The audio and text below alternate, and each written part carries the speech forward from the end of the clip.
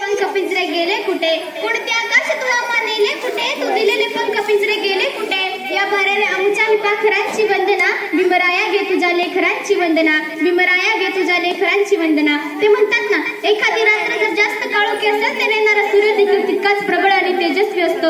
अरे सुजामाची व्यवस्था म्हणजे किड्या मुंग्यापेक्षा बेकार असताना समाज व्यवस्थापनासाठी दिव्य ज्योत जन्माला आली. स्वतंत्र भारताचे पहिले कायदेमंत्री, संविधानाचे शिल्पकार, भारतीय राजनीती तज्ञ, अर्थतज्ञ, समाजतज्ञ, पत्रकार, वकील, बौद्ध जनितीचे प्रणेते, देशरत्न, विश्वरत्न, भारतरत्न डॉक्टर बाबासाहेब आंबेडकर. अरे तेरी लेकरांची उचलून खांद्यावरती कशी राहिली ती माया, अरे तेरी लेकरांची उचलून खांद्यावरती कशी राहिली ती माया.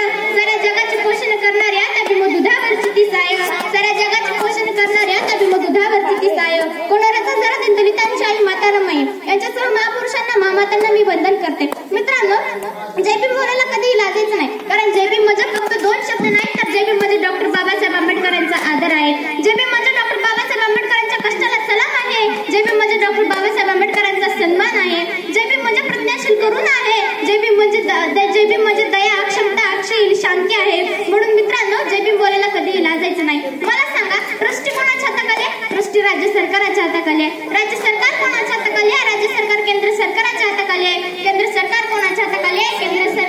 केंद्र सरकार संसदेच्या हाताखाली आहे. संसद कोणाच्या हाताखाली आहे? संसद राष्ट्रपतींच्या हाताखाली आहे. राष्ट्रपती कोणाच्या हाताखाली आहेत? राष्ट्रपती संविधानाच्या हाताखाली आहेत. आणि मलाच नाही तर साऱ्या जगाला दिसतंय, आणि मलाच नाही तर साऱ्या जगाला दिसतंय, संविधान कोणाच्या हातात आहे? भारतरत्न डॉक्टर बाबासाहेब आंबेडकरांच्या हातात आहे. डॉक्टर बाबासाहेब आंबेडकर म्हणजे धर्म मार्तंडाचा आणि वर्णवर्चस्वाचा पुतळा फाडून त्याच्या हाताने बाहेर काढणारे. डॉक्टर बाबासाहेब आंबेडकर म्हणजे मतदान सत्ताधाऱ्यांविरुद्धला पुकारलेले एक युद्ध होय. डॉक्टर बाबासाहेब आंबेडकर म्हणजे स्वाभिमानाची दत्तकता ज्वालामुखी होते. डॉक्टर बाबासाहेब आंबेडकर म्हणायचे की माझ्या विरोधकांनी मला दाबण्याचा खूप प्रयत्न केला, लाखो प्रयत्न केला, पण ते एक विसरले की मी वीज प्रमाण आहे. तुम्ही मला जितका दाबाल तितकाच मी विशाल वृक्ष म्हणून बाहेर पडेल. म्हणून ज्या स्फूर्तीचे चटके मी सोसले, पण माझ्या पुढच्या पिढीला सोसू देणार नाही. असं म्हणत वाचाल तर वाचाल, शिका, संघटित व्हा आणि संघर्ष करा, असा महान संदेश देणारे देशरत्न, विश्वरत्न, भारतरत्न डॉक्टर बाबासाहेब आंबेडकर. डॉक्टर बाबासाहेब आंबेडकर म्हणायचे की इतिहास विसरणारी माणसं इतिहास कधीच घडवू शकत नाही, कारण इतिहास आणि भूतकाळ विसरणारी माणसं आपल्या आयुष्यात कधीच प्रामाणिक नाही